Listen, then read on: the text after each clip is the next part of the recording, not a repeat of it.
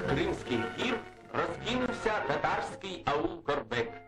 Готуючись до виборів у місцеві ради депутатів трудящих, жителі Корбека охоче збираються послухати найкращого свого агітатора, учителя товариша Мамішева.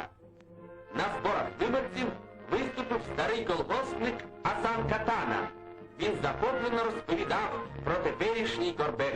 Ось там, у дитячому садку, весело проводить час колгоспна дітвора. Тут нова школа. Таких шкіл в аулі тепер 4. А ось лікарня. Все це збудовано за роки радянської влади. Безмежним щастям сповнена старість Асана Катана.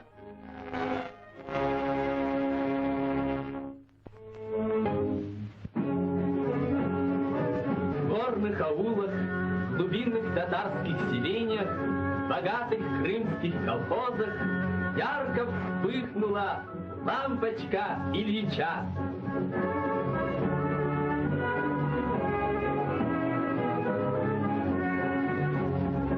По-новому живет зажиточное колхозное село.